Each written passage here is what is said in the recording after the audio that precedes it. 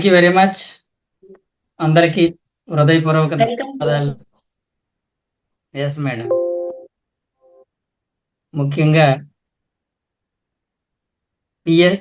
మన Mahavatar foundation masters అందరికీ నా హృదయపూర్వక ధన్యవాదాలు. ఈరోజు చక్కని అవకాశం ఇచ్చినందుకు మీ అందరికీ కూడా నమస్తే. నా పేరు శ్రీనివాస్ అండి. నేను పశ్చిమ గోదావరి జిల్లా భీమవరంలో ఉంటాను. నేను స్కూల్ టీచర్గా పనిచేస్తూ ఉంటాను. మరి 2009 నుంచి అంటే గత 16 సంవత్సరాల నుంచి కూడా ఈ ధ్యాన మార్గంలో ఉంటూ ఆధ్యాత్మిక మార్గంలో ఉంటూ పత్రిజీ బోధించిన ఆధ్యాత్మిక శాస్త్రాన్ని నేర్చుకుంటూ నేర్చుకున్న విషయాల్ని అందరికీ నేర్పిస్తూ మరి ఎలా కొనసాగడం జరుగుతుంది ఒక పిరమిడ్ మాస్టర్గా. పిరమిడ్ మాస్టర్స్ అంటే ఆధ్యాత్మిక శాస్త్రవేత్తలు. అంటే ఆధ్యాత్మిక శాస్త్రాన్ని నిరంతరం నేర్చుకున్న వాళ్ళే ఆధ్యాత్మిక శాస్త్రవేత్తలు. నేర్చుకున్న సత్యాలని నిరంతరం అందరికీ బోధించే వాళ్ళే శాస్త్రవేత్తలు. న్యూటన్ గ్రావిటీని కనిపెట్టి ఉంచుకోలేదు, అందరికీ పంచాడు, ప్రపంచానికి ఇచ్చాడు. అలాగే ఏ సైంటిస్ట్ అయినా తను తెలుసుకున్న సత్యాలని బయటికి బహిర్గతం చేస్తారు. మన పిఎస్ఎస్ఎం మాస్టర్లను కూడా మనం ఎన్నో ఆత్మ సత్యాలని ఆత్మ సిద్ధాంతాలని మనం తెలుసుకున్నాము. వాటన్నిటినీ మనం అందరం బహిర్గతం చేస్తూ ఉంటాము. మరి ఇది మన డ్యూటీ. మరి ఈరోజు ఆధ్యాత్మిక శాస్త్రంలో ఎన్నో విషయాలు ఉంటాయండి, ఎన్నో సత్యాలు ఉన్నాయి. ఒకటే ఆత్మ సత్యము, ఆత్మ అనేది సత్యము. కానీ ఆధ్యాత్మిక శాస్త్రం అనేది విశాలం, ఎంతో ఎంతో ఎంతో ఉంటుంది. మన ప్రతి విషయాన్ని మనం గ్రహించుకుంటూ వెళ్తే మనకు సరైన అవగాహనలు అనేవి కలుగుతాయి ఆధ్యాత్మిక శాస్త్రంలో. కనుక ఈరోజు ఒక మంచి కాన్సెప్ట్ ఇది, ఆకర్షణ సిద్ధాంతము. ఇంగ్లీష్లో లా ఆఫ్ అట్రాక్షన్ అంటారు. Law of attraction. Law of attraction అంటే ఆకర్షణ సిద్ధాంతం. ఆకర్షణ సిద్ధాంతము ఈ ఆధ్యాత్మికతలో మనకి ఎలా పనిచేస్తుంది, దాని గురించి మనం ఏ విధంగా అర్థం చేసుకోవచ్చు అనేది ఈరోజు నేను చెప్పబోతున్నాను.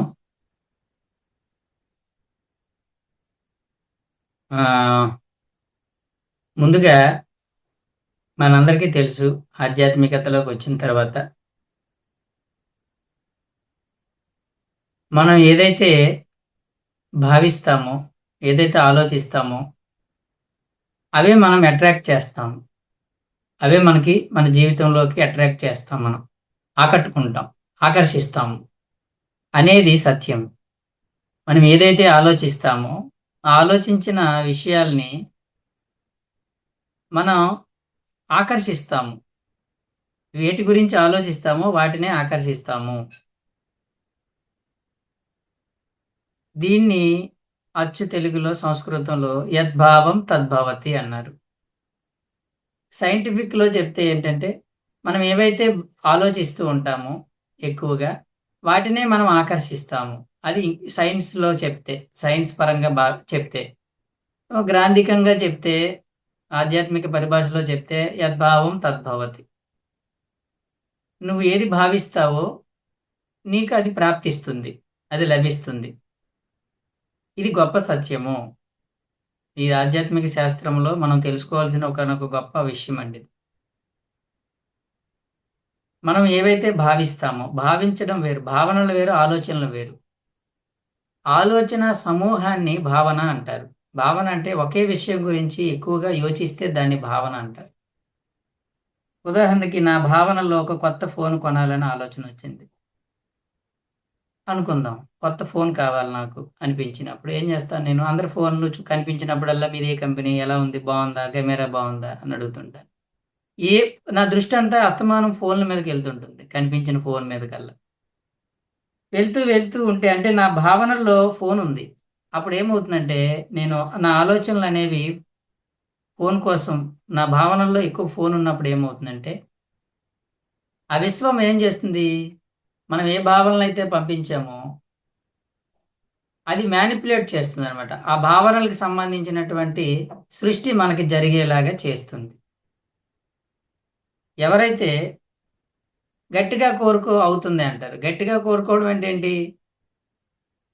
భావనలు పటిష్టంగా ఉంటే, భావనలు అనేవి పటిష్టంగా ఉంటే అంటే నెగిటివ్.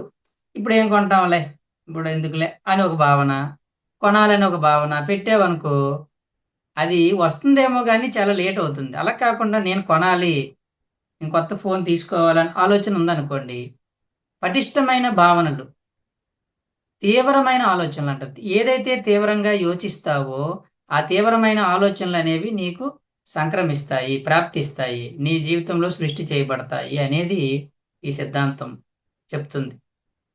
కాబట్టి అలాగే కారు కొనాలనుకున్నాం అనుకోండి, మనసులో అంతకు ముందు కారు మీద ధ్యాస లేదనుకోండి, అసలు కారే రాదు మనకి. ఎవరిస్తాడండి? ఎవరెవరు, మనకు ధ్యాస లేదు. కారు కొనాలని అనుకున్నాం అనుకోండి, కారు మీద ధ్యాస ఉందనుకో, వెళ్ళిన కారల్లా చూస్తాం ఇది ఏ కంపెనీ, ఎలా ఉంటుంది, అడుగుతుంటాం ఏ కార్ తీసుకుంటే బాగుండు. అంటే మనకి అంతకు ముందు ఎన్నో కార్లు మన కళ్ళ ముందు వెళ్ళిపోతున్న కార్ల గురించి మనం పట్టించుకోము. కానీ ఎప్పుడైతే కొనాలని ఆలోచన వచ్చిందో అన్ని కార్లని చూస్తాం, మన మనసులో కార్లు ఉంటాయి, కంపెనీలు ఉంటాయి. ఏ కారు బాగుందని చెప్తాం, ఎవరైనా అమ్మే వాళ్ళు ఉన్నారేమో చూస్తాం, లేదా కొత్తది ఏం తీసుకుంటే బాగుంటుంది కన్సల్ట్ చేస్తాం. అంతకు ముందు వాడుతున్న వాళ్ళందరినీ మీ కార్ ఎలా ఉంది, మెయింటెనెన్స్ ఎలా ఉంది అని అడుగుతుంటాం. ఇంకా ఇంకా ఇంకా విచిత్రం ఏంటంటే మనకు కళ్ళల్లో కూడా కారే కనబడుతుంటుంది. కళ్ళల్లో కళ్ళల్లో కూడా కారు కనిపిస్తుంది. మన కారు వచ్చినట్టు, కారులో తిరుగుతున్నట్టు. అంటే ఏమైంది? ఎందుకు అలా వస్తుంది కళల్లో అంటే ఏంటంటే, నీ మనోమయ కోశాన్ని ఆస్ట్రల్ బాడీ అంటారు. నీ మనోమయ కోశంలో ఉన్న ఆలోచనలు నీ బాడీలోంచి వచ్చినప్పుడు అది వాటినే గ్రహిస్తుందనమాట. అదే నీకు ప్రింట్ ప్రింట్ చేస్తుంది. జిరాక్స్ ప్రింట్ చేసినట్టు మన మనస్సులో ఉన్న ఆలోచనలే మనకు కళల రూపంలో వస్తుంటాయి. కాబట్టి ఇక్కడ మనం అర్థం చేసుకోవాల్సిందేంటంటే, భావనలంటే తీవ్రమైన ఆలోచనలు. నిరంతర ఆలోచనలు వేటి మీదైతే మనం పెడతామో, అది మన జీవితంలో భావంగా మారుతుంది. అంటే అది ప్రాప్తిస్తుంది. ఖచ్చితంగా ప్రాప్తిస్తుందండి. నేను చెప్పిన ఎగ్జాంపుల్స్ అన్నీ నాకు సంబంధించినయి. నేను చెప్పినవి 2 కూడా నా జీవితంలో నేను అంతకుముందు బస్ ఐదుగురు ఉన్నాం మేము, ఫ్యామిలీ మెంబర్స్. మా మిసెస్, నేను, మా పిల్లలు ముగ్గురు. ఒకసారి ఏమైందంటే బండి మీద ఐదుగురం వెళ్లి పడిపోయాం. పడిపోయాక నేను అనుకున్నాను ఎలాగైనా కారు కొనేయాలనుకున్నా. రూపాయి లేదు చేతిలో నా దగ్గర. కానీ కొనేయాలి. ఇంక నేను రాత్రంతా వీడియోస్ చూసేవాడిని. ఏ కారు బావుంటుంది? ఎలాంటి కారు కొనాలి? అందులోని మనం ఇప్పుడు కొత్తది కొన్నామనుకో అసలే కొత్త డ్రైవింగ్ రాదు కదా! మనం ఏం చేయాలి? ఇలా ఏదో సెకండ్‌లో మంచిది కొనాలి. మంచి కారు కావాలి. సెకండ్ హ్యాండిల్ తక్కువ రేట్‌లో కావాలని ఆలోచన ఇచ్చేవాడిని. ఇంక కంటిన్యూయస్‌గా రాత్రంతా ఇయ్యే వీడియోలు చూసేవాడిని. అప్పటికింక నాకు పూర్తిగా డ్రైవింగ్ కొద్ది కొద్దిగా వచ్చు. ఇంక పూర్తిగా రాదు. విచిత్రం ఏంటంటే వితిన్ 1 వీక్‌లో నాకు కారు కొనేసాను. లోన్ పెట్టి మరి. ఒకాయన పెద్దాయన కొత్త కారది. ఆయన ఎక్కువ వాడలేదు. ఎక్కువ వాడకుండా ఆయన పెద్దాయన వాడకుండా ఏం చేశారంటే చక్కగా మెయింటైన్ చేస్తూ ఆయన వాళ్ళ పిల్లల దగ్గరికి అమెరికా వెళ్ళిపోతూ అమ్మేయాలనుకోని డిసైడ్ అయితే, నాకు తెలిసిన ఆయన మెకానిక్, ఆయన చెప్తే ఆయన వెంటనే నా కోసమని ఆయన దాన్ని మాట్లాడి, దానికి ఇద్దరు ముగ్గురు పోటీ వస్తే, ఆ పోటీలో కూడా ఆయన కూడా ఇలా చెప్పారు. ఇలాగండి మాస్టర్ అండి ఆయన మెడిటేషన్ క్లాసులే చెప్తారని. కానీ ఆ పెద్దాయన మరి ఏమనుకున్నాడో ఆయనకే ఇద్దాం, ఇంకెవరికి ఇవ్వను నేనని చెప్పేసి నాకు ప్రత్యేకంగా నాకే ఇప్పించారు. ఆయన ఎలా ఇచ్చారు ఇవ్వటంతో కూడాను మొత్తం అన్నీ నీట్‌గా కొత్తగా తయారు చేయించి, ఆ మధ్యలో మధ్యవర్తికి కూడా నువ్వు మాస్టర్ దగ్గర ఏ కమిషన్ తీసుకోక ఆయన ఇవ్వాల్సింది కూడా నేనే ఇస్తానని ఆయన ఇచ్చేసి, అంటే విచిత్రం చూడండి. అంటే ఇలాంటివన్నీ జరుగుతాయి. అంటే వితిన్ 1 వీక్‌లోనే అంతకుముందు అనుకోలేదు కాబట్టి రాలేదు. డబ్బులున్నప్పుడు కూడా అనుకోలేదు. కానీ లేనప్పుడు అనుకున్నాను. కానీ ఏదో విధంగా కారొచ్చేసింది. అంటే ఏంటి, తీవ్రమైన ధ్యాస దాని మీదకి నాకు కలిగినప్పుడు ఎవరికైనా అవి మనకు ప్రాప్తిస్తాయి. ఇది మనం తెలుసుకోవాల్సిన విషయం. యద్భావం తద్భవతి అన్న. ఆకర్షణ సిద్ధాంతం అంటే ఏంటంటే, మనం ఏవైతే ఆలోచనలను ఆలోచిస్తుంటామో తీవ్రంగా, ఆ విశ్వం ఏం చేస్తుందంటే, అలాంటి ఫ్రీక్వెన్సీ గల ఆలోచనలతో సమకూర్చిన పరిస్థితులన్నిటిని మన జీవితంలో కల్పించేలా చేస్తుంది. ఇది వెరీ సింపుల్ ఫార్ములా. ఇది పెద్ద కష్టంగా అర్థం చేసుకోవడానికి పెద్ద కష్టమైనదేం కానీ ఈ సంగతి ఎవరికీ తెలీదు. అంటే మనం ఏదైతే ఎక్కువగా యోచిస్తామో అవి మనకు ప్రాప్తిస్తాయండి. కొంతమంది డబ్బు కోసం యోచిస్తూ ఉంటారు. జీవితంలో నాకు డబ్బు లేదు. మా పేరెంట్స్ దగ్గర లేదు. మేము చాలా కష్టాలు పడ్డాము. ఏదో విధంగా నేను బాగా డబ్బు సంపాదించాలి అని చాలా తపన, అంటే వాళ్ళ ధ్యాసంతా డబ్బు సంపాదన మీద ఉంటుంది. ఖచ్చితంగా అలా సంపాదించిన వాళ్ళు చూశాను నేను. వస్తుంది డబ్బు. ఎందుకు వాళ్ళకి ఏదో ఒక ఛానెల్స్ దొరుకుతాయి. వ్యాపారమో ఏదో కుదురుతుంది. ఏదో విధంగా మొత్తానికి ఛానెల్స్ ద్వారా వాళ్ళు డబ్బులు సంపాదిస్తారు. మనం ఏదైతే తదేకమైన ధ్యాస పెడతామో, గుర్తుపెట్టుకోండి, తీవ్రమైన ధ్యాస. ఈ తీవ్రత లేకపోతే అది ప్రాప్తించేసరికి సమయం పడుతుంది. తీవ్రంగా కాంక్షించినది, జీవితంలో తీవ్రంగా కాంక్షించినది ఖచ్చితంగా మనకు లభించే తీరుతుంది. మీరు ఏదైనా కాంక్షించండి మీకు కావలిస్తే. ఖచ్చితంగా అవి మన జీవితంలో సంక్రమిస్తాయి, వస్తాయి. ఇదే ఆకర్షణ సిద్ధాంత ఉత్తరం ఇది. కాబట్టి మనకి ఏదైనా కావాలి అనుకున్నప్పుడు ఏం చేయాలంటే దానిపైన తీవ్రమైన ధ్యాస పెట్టాలి. అంటే దాని గురించి ఆలోచించాలి, కాంక్షించాలి వాటిని.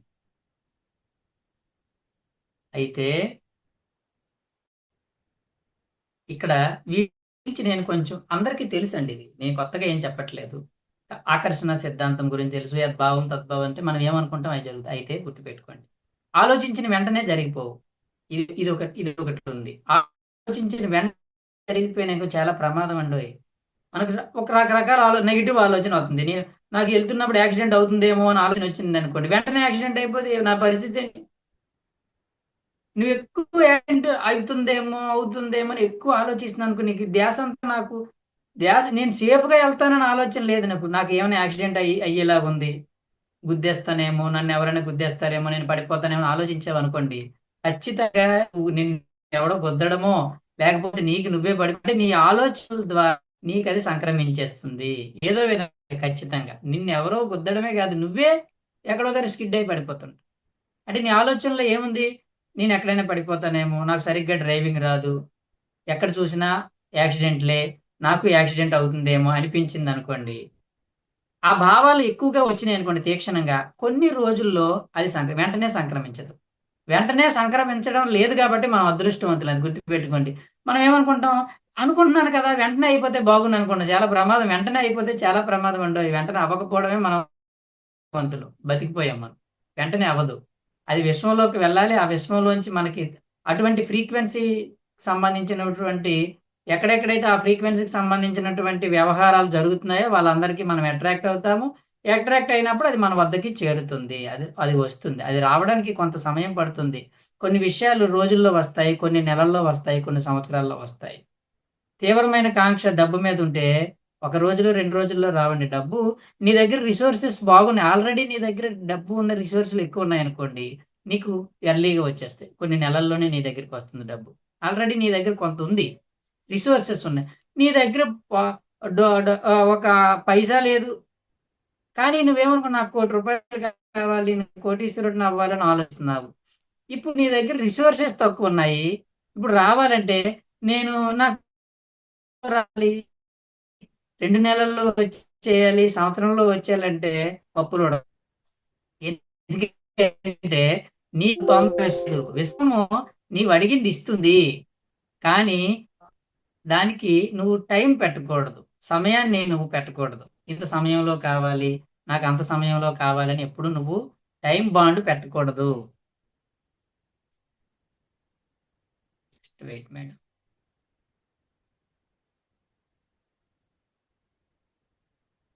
Yes madam. కాబట్టి ఇది గుర్తుపెట్టుకోండి. అనుకున్నవన్నీ మనకి ఇవ్వబడతాయి. ఇక్కడ ఇంకొక విషయం చెప్పబోతున్నాను. మనం కోరుకున్నవన్నీ, తీవ్రంగా కాంక్షించినవన్నీ మనకి ఇవ్వబడతాయి. అయితే ఇక్కడ ఒకటి గమనించాలి. Very important point. అనుకున్నది వస్తుందన్నది మీకు మర్చిపోయినా పర్వాలేదు కానండి, వస్తాయి. కానీ వాటి పరిణామాలు ఎలాగైనా ఉండొచ్చు. వాటి పరిణామాలు ఎలా ఉన్నా నువ్వు సిద్ధంగా ఉంటే ఎదుర్కోవడానికి అప్పుడు నువ్వు కోరుకో. ఇది గుర్తుపెట్టుకోండి. ఏదైనా కోరుకునే ముందు, ఏదైనా కాంక్షించే ముందు నువ్వు ఏమి గ్రహించాలి అంటే, నువ్వు పొందే దాని యొక్క పరిణామాలు ఏ విధంగా నాకు ఓకే అనుకుంటేనే నువ్వు కాంక్షించు తీవ్రంగా. లేకపోతే అమ్మో వాటి పరిణామాలు తీవ్రంగా ఉంటే నా వల్ల కాదండి, నేను నేను భరించలేను అనుకుంటే అయితే నోరు మూసుకుని ఉండు. దేన్ని కాంక్షించకు, దేన్ని కోరకు, వచ్చిన దాన్ని కాదనకు, సాధించకు. కోరక వచ్చింది కాదనకు, వస్తే సంబరపడకు, పోతే బాధపడకు. ఆ విధంగా జీవించు నువ్వు. అది బెస్ట్ లైఫ్.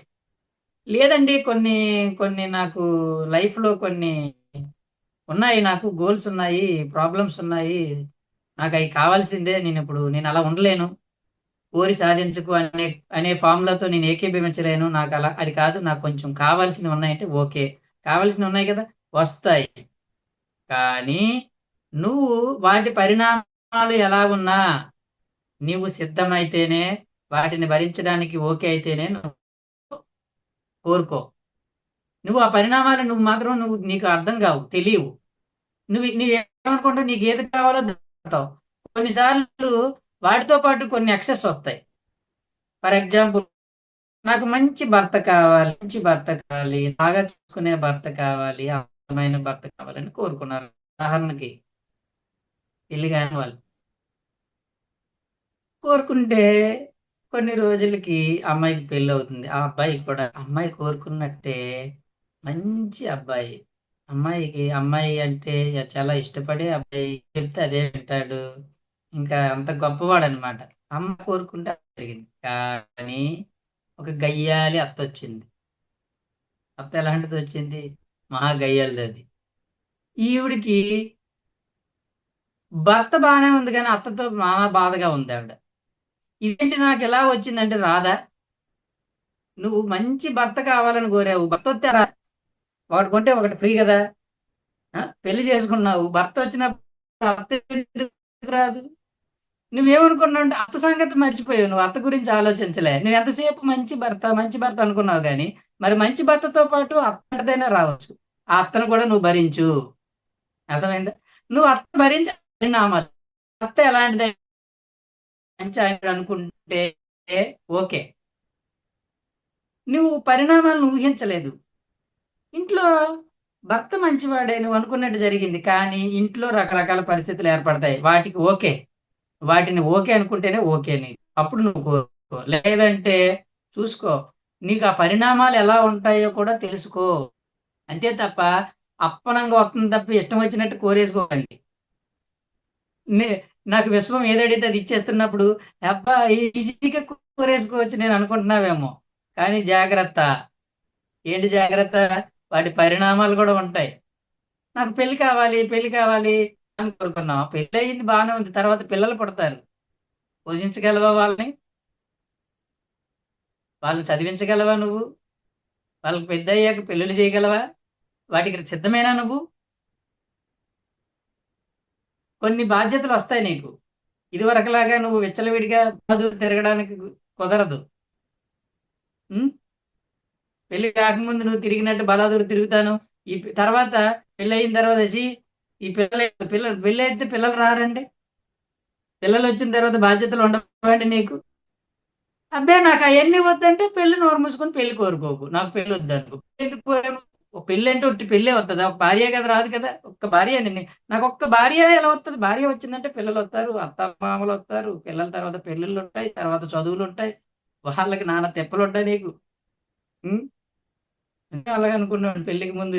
ఈ ధ్యానంలోకి వచ్చేవాళ్ళు ఎంతసేపు ఎప్పుడు చూసినా కష్టాలని, ఎప్పుడు చూసినా ఈ కష్టాలే ఏంటంటే రా బాబు అనుకునేవాడిని నేను. అప్పుడు నాకు ఇంక పెళ్లి కాలేదు. ఎందుకంటే మనకి ఏం లేదు కష్టాలు, ఎందుకంటే ఇంక పెళ్లి కానివాడికి ఏం కష్టాలు ఉంటాయి? అంటే నేను ఒక్కడనే ఆనందంగా ఉండాలి, అందరూ వీళ్ళందరూ ధ్యానంలోకి వచ్చారు కానీ వీళ్ళందరూ కష్టాల్లో ఉంటారు ఎప్పుడు చూసినా. తర్వాత పెళ్ళి అయిన తర్వాత ఒక 6 సంవత్సరాలు అయ్యాక ఇప్పుడు 3 పిల్లలు నాకు. ఈ పిల్లల్ని వాళ్ళు చదివిస్తూ ఆ ఇంట్లో చూసుకుంటూ అన్ని చూసేసరికి నాకు అర్థమవుతుంది, ఓహో ఇప్పుడు తెలుస్తుంది అనమాట మనకి. ఇవన్నీ రెడీ రెడీ పెళ్లి చేసుకున్నాము, ఇవన్నీ భరించాల్సిందే, వీటన్నిటిని మనం బాధ్యత వహించాల్సిందే. ఇవన్నీ చాలా ఇబ్బందిగానే ఉంటుంది, ఎందుకంటే ఇటు వెళ్ళలేము, వీళ్ళు వదిలేసి. ఇది వరకులా లేదు కదా. ఇప్పుడు చాలా రిస్ట్రిక్షన్స్ ఉంటాయి. రిస్ట్రిక్షన్స్ అంటే ఏంటంటే కొన్ని బాధ్యతలు ఉంటాయి, కొన్ని ధర్మాలు ఉంటాయి, మనం ఇష్టం వచ్చినట్టు వెళ్ళడానికి లేదు. ఓకేనా? అప్పుడు నేను పెళ్లి కోరుకున్నాను కాబట్టి ఇవన్నిటిని నేను భరించాల్సిందే. ఇవి నాకు ఓకే కాబట్టి పెళ్లి ఓకేనా. నాకు మంచి నాకు మంచి ఉద్యోగం, విశ్వంకి నేను లెటర్ పెట్టాను, నాకు మంచి ఉద్యోగం కావాలి, ఉద్యోగం కావాలి, వస్తుంది ఉద్యోగం. కానీ ఇదివరకులాగా స్వేచ్ఛ ఉండదు నీకు. ఎక్కడ పడితే అక్కడ తిరుగుతానంటే ఎలా కుదురుతుంది? ఉద్యోగంలో ఉన్నప్పుడు నువ్వు ఉద్యోగ బాధ్యత చేయాల్సిందే. ఇది వరకు అన్ని చోట్లకి తిరిగాయి, ఇప్పుడు నీకు ఆ స్వేచ్ఛ ఉండదు. ఓకేనా? కాబట్టి ఇలా గుర్తుపెట్టుకోండి, నువ్వు ప్రకృతి అన్నా విశ్వం అన్నా నువ్వు ఏది కోరినా అది నీకు లభిస్తుంది, నో డౌట్ ఎట్ ఆల్. కొంచెం ఇదే ఇందాక చెప్పాను, టైం స్కేల్ ఉంటుంది. నువ్వు టైం బాండ్ పెట్టకు. నువ్వు ఆ టైం అనేది ఆ పరిస్థితులను బట్టి ఆధారపడి, నువ్వు నీ తీవ్రమైన కాంక్ష యొక్క తీవ్రతను బట్టి ఉంటుంది, నీ యొక్క పరిస్థితుల మీద ఆధారపడి. నాకు చెప్పాను కదండి, కొంచెం బాగా డబ్బులు ఉన్నవాడు కొంచెం నాకు ఇంకా కోటి కావాలంటే వాడికి ఎర్లీగా సంక్రమించవచ్చు. ఎందుకంటే ఆల్రెడీ వాడి దగ్గర రిసోర్సెస్ ఉన్నాయి.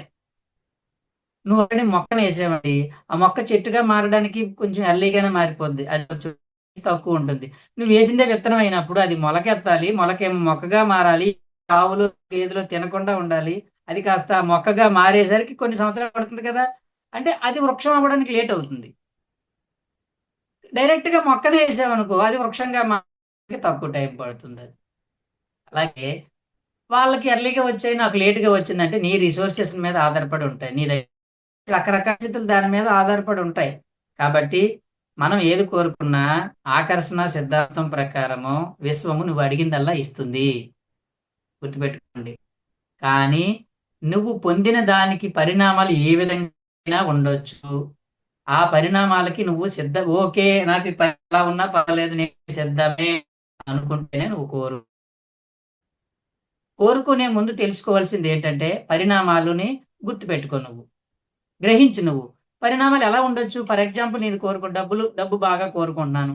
నువ్వు డబ్బు కోరుకుంటున్నప్పుడు నీకు కొన్ని బాధ్యతలు పెరుగుతాయి, రకరకాలు పెరుగుతాయి. మరి వాటికి నువ్వు సిద్ధమేనా? సిద్ధమైతే ఓకే. సిద్ధం కాకపోతే కోరకు, నువ్వు ఉన్నదాంతో సంతృప్తి చెందు హాయిగా, ఏ బాధ లేదు నీకు. కాబట్టి ఇది సంగతి. ఫస్ట్ ఆఫ్ ఆల్ మనం కోరుకున్నవి ప్రాప్తిస్తాయి. దీన్ని కాన్సిక్వెన్సెస్ అంటారు. వాటి కాన్సిక్వెన్సెస్ ఏంటో తెలుసుకొని కోరుకో. వాటి పరిణామాలు ఎలా ఉండొచ్చు నేను అడుగుతున్నాను. ఓకే, ఎలా ఉండొచ్చు అది గ్రహించి కోరుకో. అది ఫస్ట్ ఆఫ్ ఆల్. కాబట్టి ఇది. రెండవది ఇంకొకటి అండి, ఈ కోరుకోవడంలో లొసుగులు ఉంటాయి. కోరుకోవడంలో, అడగడంలో, కాంక్షించడంలో లొసుగులు ఉంటాయి. లొసుగులు ఏంటంటే ఇప్పుడు నువ్వు ఏదైతే నీకు ఏది కావాలో దాన్నే కోరు కోరు నువ్వు ఫర్ ఎగ్జాంపుల్ నీకు ఏం కావాలో దాన్ని అడుగు. నీకు వద్దు అన్న దాన్ని నాకు ఇది వద్దు అనుకో. వద్దు అని అడగొద్దు. లేదు, కాదు అనే భావాలు నీలో ఉండకూడదు. గుర్తుపెట్టుకోండి. భావనల్లో స్పష్టత ఉండాలి. ఇది వెరీ ఇంపార్టెంట్ అండి. ఇప్పుడు సరే నేను అన్నిటికీ సిద్ధమేనండి, నాకు కొన్ని ఉన్నాయి, నేను కోరుకోవాలనుకుంటున్నాను, ఏంటి మ్యాటరు ఇందులో సైన్స్ ఏమైనా ఉంది? ఏంటి సైన్స్? అక్కడ అక్కడ సైన్స్ ఏంటంటే నీ భావనల్లో స్పష్టత ఉండాలి. స్పష్టత అంటే క్లారిటీ ఉండాలి. క్లారిటీ అంటే ఏంటి? ఫర్ ఎగ్జాంపుల్ ఇలా ఉందనుకోండి, నాకు ఏ అనారోగ్యమో వద్దు. మంచిదే కదా, నువ్వు కోరుకున్నది బాగానే ఉంది. నాకు ఏ అనారోగ్యమో వద్దు, నాకు ఏ అనారోగ్యమో వద్దు అని నువ్వు విశ్వానికి పెట్టావు అప్లికేషన్. నీ అప్లికేషన్లో ఏముంది? అనారోగ్యం అని మాట ఉంది. కాబట్టి ఆ విశ్వం ఏం చేస్తుందంటే వద్దు అన్నది పట్టించుకోదు, అందులో ఉన్న అనారోగ్యాన్ని పట్టించుకుని రివర్స్లో ఎత్తుంటది. అర్థమవుతుందండి? రివర్స్లో ఏమిస్తుందంటే నీ భావనలో అనారోగ్యం ఉంది, నాకు అనారోగ్యం వద్దు. అంటే నా భావనలో ఏముంది? అనారోగ్యం అనే భావన ఉంది. కాబట్టి ఆ విశ్వం కూడా నీకు అనారోగ్యాన్ని తెచ్చిపెడుతుంది. కాబట్టి వద్దు, లేదు, కాదు, నాకెవరు శత్రువులు లేరు, అని అనుకో. ఈ భావనలో ఏముంది? శత్రుత్వం అనే భావన ఉంది. ఆ శత్రుత్వం వద్దు అన్నావు, సరే వద్దు అన్నావు, కానీ నీ భావనలో శత్రుత్వం అనేది ఉంది కాబట్టి నువ్వు శత్రుత్వాన్ని ఆకర్షిస్తావు. కాబట్టి నువ్వు నాకు అనారోగ్యం వద్దు అనకూడదు. ఇప్పుడు నేను సంపూర్ణ ఆరోగ్యంగా ఉన్నాను, ఉండాలి. ఉండాలి అంటే ఇప్పుడు భవిష్యత్తు ఉన్నాను, ఇంకా దాన్ని ఆల్రెడీ పొందినట్టు భావిస్తూ ఉండాలి. నేను సంపూర్ణ ఆరోగ్యంగా ఉన్నాను. నీ శరీరం పట్ల నీకు అయిష్టత ఉందనుకో. నాకు నా శరీరం పట్ల అయిష్టత లేదు అనకూడదు. నా శరీరాన్ని నేను ప్రేమిస్తున్నాను. రోజు ఇవి చెప్పుకోవాలండి మనం. గుర్తుపెట్టుకోండి. ఇప్పుడు నేను చెప్పేది ఏంటంటే సైన్స్ ఇది. మన మనిషి ఆనందంగా ఉండాలంటే కొన్ని మనం గుర్తుపెట్టుకోండి. ధ్యానంతో పాటు ధ్యానంతో పాటు ఇవి చాలా ఇంపార్టెంట్ ప్రిన్సిపల్స్. నీ మైండ్ని నువ్వు చేయాలి, ఒక క్లారిఫై చేసుకోవాలి. మైండ్లో ఉన్న అసంబద్ధతలన్నింటినీ కూడా సమర్థంగా మార్చుకోవాలంటే కొంచెం రైట్ వేలో చేసుకోవాలి. నువ్వు ధ్యానం కంటే ముందు చేయాల్సిన పనులు ఇవి. మనం అంటే సరి చేసుకోవాలి మన మైండ్ని. మనం ఏం చేయాలి? సరి చేసుకో. మన భావన ప్రపంచాన్ని సరి చేసుకోవాలి. ఇది గుర్తుపెట్టుకోండి. భావన ప్రపంచాన్ని సరి చేసుకోవాలి. ఇది మనం చేయాల్సిన పని. ఇప్పుడు మన జీవితంలో ఎందుకు కొన్ని మిస్టేక్స్ జరుగుతున్నాయి? మన జీవితంలో ఎందుకు కొన్ని మనం కోరుకోనివి జరుగుతున్నాయి? మనం కోరుకోని కూడా ఎందుకు వస్తున్నాయంటే ఆల్రెడీ నీ భావనలో లోపం ఎక్కడో ఉంది. భావనల్లో లోపం ఉంది. కోరుకోని కూడా వస్తున్నాయి. ఫర్ ఎగ్జాంపుల్, మనం దేని గురించి అయితే ఎక్కువ ఆలోచించామనుకోండి, ఏదైనా ప్రాబ్లం ఉందనుకోండి, దాని గురించి ఆలోచిస్తూ ఉంటే ఏమవుతుందంటే, దాన్ని మనం దానికి ఆ ఆలోచనల ద్వారా విశ్వానికి మనం మనం ఇస్తున్నాం అనమాట. అప్పుడు ఏమవుతుంది? విశ్వము నీకు తిరిగి అదే ప్రాప్తింపజేస్తుంది. నేను బాగా ఫైనాన్షియల్ ప్రాబ్లమ్స్ ఉన్నాయి అని చెప్పి నా ఫైనాన్షియల్ ప్రాబ్లమ్స్ గురించి ఆలోచిస్తూ ఉన్నాను అనుకోండి నేను. అప్పుడు ఏమవుతుందంటే ఇంకా ప్రాబ్లం ఎక్కువైపోతుంటుంది. గుర్తుపెట్టుకోండి. విశ్వము నేను మంచోడిని కదా! నా మంచోడిని కాబట్టి నాకు విశ్వం అన్నీ ఇస్తుంది అనుకోకండి. మంచోడివైనా చెడ్డోడివైనా నీ విశ్వం మంచోడితోని చెడ్డోడితోని ఏం సంబంధం లేదు. అది సైన్స్ సూత్రం అది. విశ్వానికి నువ్వు ఏ భావనలు అందించావన్నది ఇంపార్టెంట్. అంతే తప్ప నువ్వు మంచోడివా చెడ్డోడివా అనేది ఏం చూడదు. అది సిద్ధాంతం, అది సూత్రం, అది సత్యం. అది ఫర్ ఎగ్జాంపుల్, భూమికి గురుత్వాకర్షణ శక్తి ఉంది అంటే భూమి మీదకి పైకి ఏది విసిరినా అది కిందనే పడుతుంది. అది ఎందుకంటే భూమికి ఆకర్షణ శక్తి ఉంది కాబట్టి. ఫర్ ఎగ్జాంపుల్, ఒక మేడ మీద నుంచి ఇద్దరు పడ్డారు అనుకోండి, ఆ చెడ్డోడైనా మంచోడైనా నేల మీదే పడతాడు. నేను మంచోడిని కదండి, విశ్వం నన్ను పైకి ఎత్తదేమో, నిన్ను పైకి ఎత్తదు, ఏమీ ఎత్తదు. నువ్వు ఎంత మంచోడివైనా నువ్వు ఎంత చెడ్డోడివైనా విశ్వము నిన్ను పైనుంచి కిందనే పడేస్తుంది తప్ప పైకి ఎత్తదు. ఎందుకంటే అది విశ్వ సూత్రం, అది గురుత్వాకర్షణ సూత్రం, అది సత్యం. అది అలాగే నేను మంచోడిని కదా, నేను ఫైనాన్షియల్ ప్రాబ్లమ్స్ లో ఉన్నాను, నేను మంచోడిని కాబట్టి నువ్వు ప్రాబ్లమ్స్ గురించి ఆలోచిస్తూ ఆలోచిస్తూ ఉంటే విశ్వం నీ ప్రాబ్లమ్స్ క్లియర్ చేయదు. నువ్వేం చేయాలి? నీ భావనల్లో మార్పు చేసుకో. నీకు ఫైనాన్షియల్ ప్రాబ్లమ్స్ ఉన్నాయి, ఓకే, కానీ నువ్వేం చేయాలంటే, నేను నాకు సకల సంపదలు కలిగి ఉన్నాను, నేను ఆర్థికంగా బాగున్నాను, నేను ఆర్థికంగా చాలా బాగున్నాను. ప్రాబ్లమ్స్ గురించి ఆలోచించి పక్కన పెట్టే. నేను ఆర్థికంగా అనారోగ్యాలు ఉన్నాయనుకోండి, అనారోగ్యం గురించి ఆలోచన పక్కన పెట్టి నేను ఆరోగ్యంగా ఉన్నాను. నువ్వు ఆరోగ్యంగా ఉన్నట్టు భావిస్తూ ఉండాలి. చూడండి, ఇది ఆ మన ఆలోచనలో ఉన్న అసంబద్ధతను సరి చేసుకోవటం, ఇది చాలా ఇంపార్టెంట్ అండి. ఎవరితోనో మనకు ప్రాబ్లం ఉందనుకోండి, వాళ్ళతో ఉన్న మన ప్రాబ్లంనే మనం ఆలోచించకూడదు. ఏం చేయాలి? వాళ్ళ గురించి మర్చిపోవాలి. వాళ్ళ మీద ధ్యాసను తీసేయాలి. నువ్వు ధ్యాసనే తీసేసావనుకోండి, వాళ్ళ మైండ్లోంచి లేనప్పుడు ఆటోమేటిక్గా వాళ్ళ నుంచి ఉన్న సమస్య కూడా పోతుంది మనకి. వాళ్ళని మన మనసులోంచి అది గుర్తుపెట్టుకోండి. వాళ్ళతో లేదు, వాళ్ళని నా మనసులోంచి తీయకూడదు, కానీ వాళ్ళకి నాకున్న రిలేషన్స్ బాగుండాలనుకున్నాం అనుకో, నేను పలానా వ్యక్తితో మిత్రత్వంతో ఉన్నాను, పలానా వ్యక్తితో వాడు నాకు మిత్రుడు, వాళ్ళు నాకు మిత్రులు, వాళ్ళు నాకు మిత్రులు అనుకోవాలి. భార్యాభర్తల మధ్య సఖ్యత లేదనుకోండి, లేక కారణం వాళ్ళ మీద మనకి ఏదైనా నెగిటివ్ ఫీలింగ్ వస్తే ఆ నెగిటివ్ లోనే ఉండిపోతాం మనం. అది అలా అలా అలా అలా పెరిగి పెరిగి పెద్ద తీవ్ర రూపం దాల్చి మీద ఒక రకమైన అసహ్యము, లేకపోతే ఒక రకమైన ఏహ్యభావము, ఒక రకమైన అయిష్టత కలుగుతుంది. ఎందుకు అయిష్టత కలిగిందంటే ఏదో ఒక ఆలోచన వచ్చింది, దాన్ని మనం సరిపో దాన్ని పెరుగుతూనే ఉంది ఆ ఆలోచన. అర్థమైందండి? కాబట్టి మా ఆవిడ నా మాట వినట్లేదు, మా ఆవిడ నా మాట వింటుంది, మా ఆవిడ నా మాట వింటుంది, నా భార్యతో నేను సఖ్యతతో ఉన్నాను, నా భార్య నేను సఖ్యతగా ఉన్నాం, నేను నా కుటుంబంతో చాలా ఆనందంగా ఉన్నాను, నేను నా కుటుంబంతో చాలా సంతోషంగా అనుకున్నప్పుడు ఏమవుతుందంటే, కుటుంబ సభ్యులతో నీ యొక్క వే మారిపోద్ది.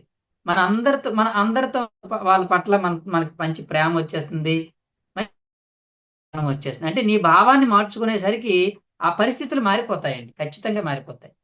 నీ లోపల భావాల వల్లే పరిస్థితులు అలా లేవు నీ ఇంట్లో. నువ్వు అనుకుంటున్నావు, మేము బాగా మా ఇంట్లో అందరం బాగా కలిసిమెలిసి ఉండాలనుకుంటున్నాం కానీ అలా ఉండలేకపోతున్నాం అంటే, ఈ ప్రాబ్లం ఎక్కడ వచ్చిందంటే నీ ఆలోచనలో ఎక్కడో అస్పష్టత ఉంది.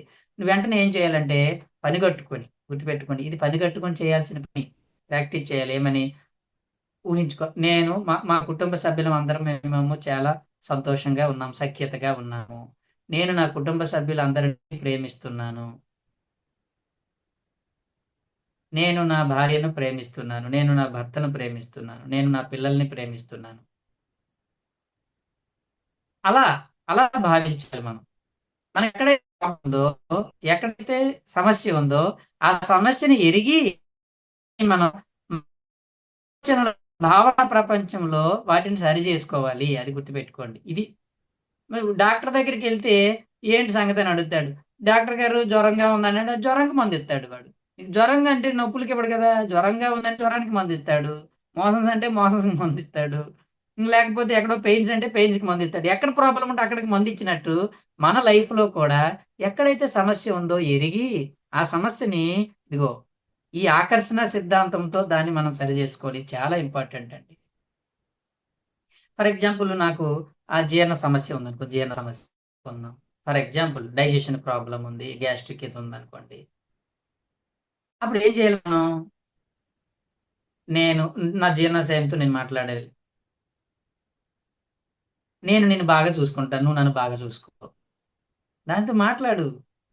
అందరికి వినబడక్కల్లా. నువ్వు నా జీర్ణాశయంతో నేను నిన్ను బాగా చూసుకుంటాను. పనికిమాలిన చెత్త అంతా ఎయకుండా. నిన్ను బాగా చూసుకుంటాను నేను. నువ్వు కూడా నన్ను బాగా చూసుకోయే. నువ్వంటే నాకిష్టం. నువ్వంటే నాకు ఇష్టం. అని చెప్పి ప్రతి అవయవంతో మనం బాగా మాట్లాడాలి. అంటే ఇష్టం. నా శరీరం అంటే నాకిష్టం. నా ముఖం అంటే నాకిష్టం. కొంతమంది ఉంటారు. అని ముఖం అంతా బాగానే ఉంటది. ముక్కు అంతా కొంచెం బండగా ఉందనుకోండి.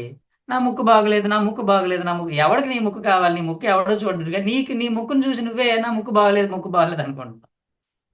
అలా అనుకోకూడదు. ఏమనాలి? నా ముఖం చాలా అందంగా ఉంది. నా ముఖం అందంగా ఉందనుకోని ఆటోమేటిక్‌గానే మనం అందంగా ఉంటాం.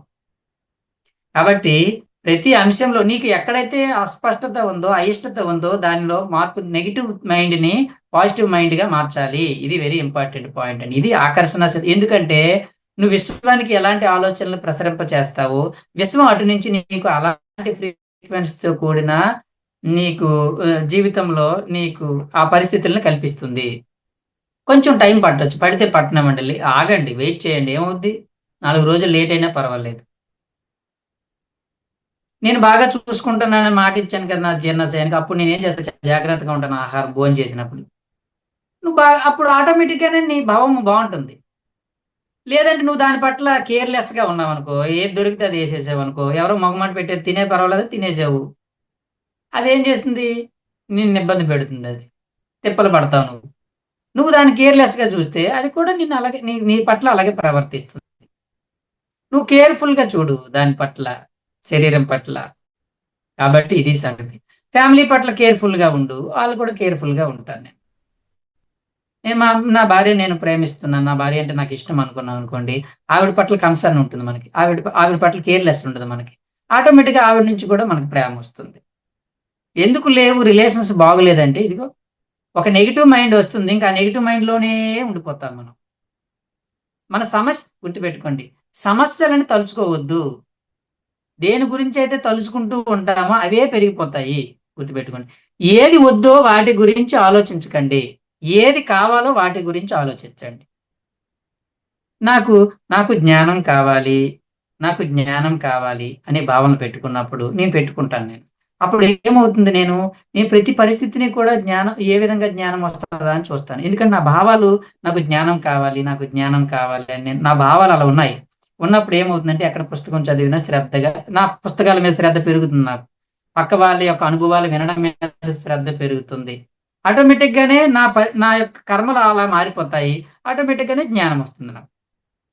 నాకు జ్ఞానం కావాలనే భావనే నీకు లేనప్పుడు, నీ చుట్టూ నువ్వు ధ్యానం చేయవు. చుట్టూ పుస్తకాలున్న పుస్తకాల పట్ల శ్రద్ధ ఉండదు. ఎవరో అనుభవాలు క్లాస్ చెప్తున్నా వాళ్ళు వినడం మీద నీకు శ్రద్ధ లేదు. ఎందుకంటే నీ ఆలోచనలో అది లేదు. నాకు జ్ఞానం కావాలి అనే ఆలోచన. అప్పుడెప్పుడో ఉండేది. సంవత్సరం తర్వాత మళ్ళీ సన్నగిల్లిపోయిందది. సన్నగిల్లిపోయాక నువ్వేం చేయాలి? నాకు జ్ఞానం జ్ఞానవంతుడినవ్వాలి. ఇంకా జ్ఞానాన్ని పెంచుకోవాలి అనే భావాలు పెట్టుకుంటే మీద శ్రద్ధ వచ్చేస్తుంది. ధ్యానం మీద శ్రద్ధ వచ్చేస్తుంది. చాలా మంది ధ్యానంలోకి వస్తారు. కొన్నాళ్ళ తర్వాత ఎందుకు వెళ్ళిపోతారంటే వాళ్ళకి మళ్ళీ వాళ్ళ భావజాలాన్ని మార్చుకోలేదు. వాళ్ళకి జ్ఞానం కావాలి అనే ఆలోచనలు వదిలేస్తున్నారు. అందుకనే వేమన ఏమన్నాడు? పట్టు పట్టరాదు పట్టు గట్టిగా పట్టుకోవాలి వాటిని. అది సడలుతున్నప్పుడల్లా మళ్ళీ ఆలోచిస్తుండాలి. కొంతమందికి డబ్బు బాగా సంపాదించాలని ఉంటుంది. సంపాదిస్తారు. మళ్ళీ పోతుంది అంతాను. ఎందుకు పోయింది?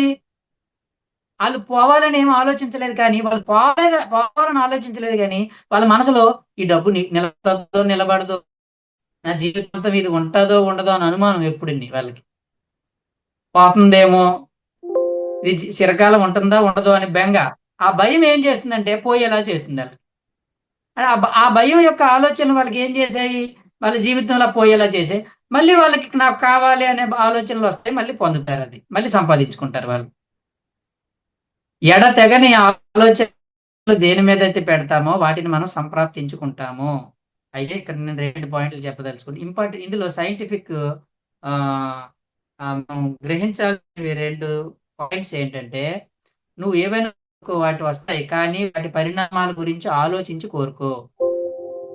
వాటి పరిణామాల గురించి ఆలోచించి కోరుకో. అబ్బాయిని ప్రేమించి అబ్బాయిని పెళ్లి చేసుకోవాలనుకున్నాను, ఎందుకంటే నేను ప్రేమించాను కాబట్టి పెళ్లి ఓకే. అబ్బాయికి ఉద్యోగం లేదు, సద్యోగం లేదు. పెళ్లి చేసుకున్న తర్వాత మీ చుట్టాలకు దూరం అయిపోతావు, తల్లిదండ్రులకు దూరం అయిపోవచ్చు నువ్వు, ఎందుకంటే లవ్ మ్యారేజ్ కదా. ఓకే. ఆ అబ్బాయికి వెనకాల ఏమి ఉద్యోగం లేదు, ఏమీ లేదు, కష్టాలు కూడా అనుభవించవచ్చు నువ్వు. అయితే నువ్వు అన్నిటికీ సిద్ధపడితే ఎల్లు. నువ్వు ఆ వెనక ముందు ఆలోచన, లేడికి లేచిందే పరుగులాగా ప్రేమించాను కాబట్టి పెళ్లి చేసుకుంటావు. ఏం చేసుకుంటావు? చేసిన తర్వాత మీ అమ్మ నాన్న తిప్పలు పడాలి నీ వెనకాల. అమ్మా నాన్నని ఎడుతావు నువ్వు, నీ వెనకాల వాళ్ళు ఎడుతారు. ముందు నీకు ఉండాలి ఆ బుద్ధి. ప్రేమించావు ఓకే, పెళ్లి చేసుకుంటున్నావు ఓకే, మంచి తప్పు పడట్లేదు. పెళ్లి చేసుకునే ముందు ఆలోచించాలి కదా నువ్వు, భవిష్యత్తు ఎలా ఉండబోతుంది నీకు, భవిష్యత్తులో ఏమి ఎదుర్కోవాల్సి ఉంటావో అవన్నీ గ్రహించి అప్పుడు చేసుకో పెళ్ళి. వాటికి నీకు సిద్ధంగా లేను, నేను ఎవరిని దూరంగా చేసుకుని అప్పుడు ఆలోచించు, మీ ఇంట్లో వాళ్ళందరినీ సంప్రదించు. లేకపోతే అతను నేను ఉద్యోగం చేయనైనా అప్పుడు నేను పెళ్లి చేసుకుంటానని చెప్పు. పాత సినిమాలు చూడలేదండి, పాత సినిమాల్లో అదే చెప్తారు కదా, నువ్వు నిన్ను చేసుకోవాలంటే నీకు ఏదో ఒక ఉద్యోగం ఉండాలి. అప్పుడు ఆ పాపం నాన్న తిప్పలు పడతాడు, బాగా చదువుకుని ఉద్యోగం చేసుకుని వస్తాడు. అప్పుడు అప్పుడు రెడీ, అప్పుడు ఆ తల్లిదండ్రులు కూడా ఇవ్వడానికి సిద్ధంగా ఉంటారు. ఎందుకంటే దుష్పరిణామాలు ఉండొచ్చు. ఆ పరిణామాలు ఏంటో తెలుసుకొని ముందుకెళ్ళు, వాటిని పొందే ప్రయత్నం చెయ్యి నువ్వు. First point. రెండో పాయింట్ ఏంటంటే, నువ్వు కోరుకున్న, నువ్వు ఏదైతే కాంక్షిస్తావో, ఏదైతే నువ్వు కావాలి నీ జీవితంలో కాంక్షిస్తున్నావో అవి స్పష్టంగా ఉండాలి అని చెప్తుంది. రెండవది స్పష్టత అంటే క్లారిటీ ఉండాలి. నాకు జ్ఞానం కావాలి, నేను జ్ఞానవంతుడిని అవ్వాలి, అది నాకు బాగా తీవ్రమైన కాంక్ష ఉంది నాకు. నువ్వు జ్ఞానం మీదే నీ కాంక్ష ఉన్నప్పుడు నీ నీ అంత నీ మీ పేరెంట్స్ లేకపోతే మీ చుట్టాలు వాళ్ళందరూ నిన్ను పెద్ద పట్టించుకోరు, నిన్ను లెక్క చేయరు. నువ్వు వేస్ట్ ఫెలో కింద చూస్తారు నిన్ను. ఓకే, నాకు నో ప్రాబ్లం. నువ్వు జ్ఞానం మీద దృష్టి పెట్టినప్పుడు నీ డబ్బు విషయంలో నీ ఉద్యోగం చేస్తే అంతంత మాత్రంగానే ఉంటుంది. ఎందుకంటే నీ ధ్యాస అంతా జ్ఞానం మీద ఉన్నప్పుడు ధనం రాదు కదా. ఆల్రెడీ సంపాదించి ఉంటే ఓకే, కానీ డబ్బు ఆర్థికంగా నువ్వు ఏదో కోటీశ్వరుడిగా ఉండవు. నువ్వు యోగీశ్వరుడు కావాలనుకున్నప్పుడు కోటీశ్వరుడిగా ఎలా ఉండగలవు? ఆల్రెడీ ఉంటే ఓకే, కానీ అవడం కష్టం కదా. ఓకే, ఉన్నదానితో సంతృప్తిగా జీవిస్తాను, కానీ నాకు జ్ఞానమే కావాలనుకున్నప్పుడు నీ జీవిత పరిస్థితులు పరిణామాలు ఎలా ఉన్నా నువ్వు సిద్ధంగా ఉండాలి. అవమానాలు వస్తాయి, ఇంట్లో వాళ్ళే నిన్ను చేదరించుకోవచ్చు, ఓకే. మళ్ళీ అనకు నువ్వు, ఏమండి నేను ధ్యానం చేస్తున్నాను మా అమ్మ నాన్నలు నన్ను తిడుతున్నారని, అంటే తిడితే తిట్టని, నువ్వు నువ్వు అన్నిటికీ సిద్ధపడే లేవా నువ్వు? అవ కావాలని పత్రిసారి అనేవారు. అవ కావాలంటే బొవ్వను వదులుకోవాలి, బొవ్వ కావాలంటే అవను వదులుకోవాలి. అవ బొవ్వ రెండు కావాలంటే ఎలా అవుతాయి? నీకు జ్ఞానమే కావాలనుకున్నప్పుడు మిగతా పరిస్థితుల గురించి నువ్వు పెద్ద ఆలోచించుకో, అవి ఎలా ఉన్నా ఓకే. నీకు జ్ఞానం వస్తుంది కదా, సంతోషించు. నాకు జ్ఞానం వద్దు, మా చుట్టాలు బంధువులు అందరితో నేను వాళ్ళతోనే ఉంటాను, వాళ్ళు నాకు కావాలి, వాళ్ళ దృష్టిలో నేను మంచివాడిగా ఉండాలంటే అటు వెళ్ళిపో. ఓకేనండి. కాబట్టి గుర్తుపెట్టుకోండి, మనం ఏదైనా కాంక్షించినప్పుడు వాటి పరిణామాలు ఎలా ఉన్నా వాటిని మనం అనుభవించడానికి సిద్ధంగా ఉండాలి. అలాగే ఈ యొక్క మన జీవితంలో ఏం కోరుకుంటున్నామో వాటి పట్ల చాలా స్పష్టంగా ఆలోచన ఉండాలి. కారు కోరుకున్నాను, బాగానే ఉంది, వచ్చింది. ఇప్పుడు తర్వాత ఎక్కడికి వెళ్ళాలంటే పెట్రోల్ పోయాలి కదండి. బస్సుకి వెళ్తే 100 రూపాయలతో తేలిపోతుంది. ఇప్పుడు నేను కారుకి వెళ్ళాలంటే 1000 రూపాయలు అవుతుంది. ఇది ఎవడు భరిస్తాడు? అనవసరంగా కొన్నాను అనకూడదు. నువ్వే కదా కోరుకున్నావు. ఊరికే వెళ్ళిపోద్దా కారు? ఎవడు పోతాడు పెట్రోల్ నీకు? నువ్వే పోసుకోవాలి. అంటే ఏంటి ఇప్పుడు? అంటే నేను అని ఇప్పుడు మా పిల్లలను పోషించినట్టు కారును కూడా పోషించాలి నేను. ఎప్పటికప్పుడు వాటికి రిపేర్స్ ఉంటాయి. వాటికి ఏవో ఉంటాయి, అవన్నీ చేయించాలి నేను. డబ్బులు ఖర్చు అవుతాయి కదా. కారు కోరేయడం కాదు. కారు వచ్చేసింది బాగానే ఉంది, దాన్ని మెయింటైన్ చేయగలవా నువ్వు? మెయింటైన్ చేయలేనప్పుడు ఎందుకు అడుగుతున్నావు? ఎవరికొద్దు కారు, అందరికీ కావాలి. మెయింటైన్ చేయగలిగిన స్థితి నీకుందా? ఓకేనా, చేయగలవా? చేయగలనండి అంటే కోరుకో. నేను మెయింటైన్ చేయలేను, కారు కావాలి కానీ మెయింటైన్ చేయలేను, నోరు మూసుకొని ఉండు. హాయిగా ఉంది కదా, కారు లేకపోయినా హాయిగా ఉన్నావు నువ్వు. అర్థమైందండి. నేను చెప్పింది ఏంటంటే వాటి పరిణామాలు కూడా ఆలోచించి కోరుకో. బాగా కోట్లు కోట్లు కావాలంటాడు ఒకడు.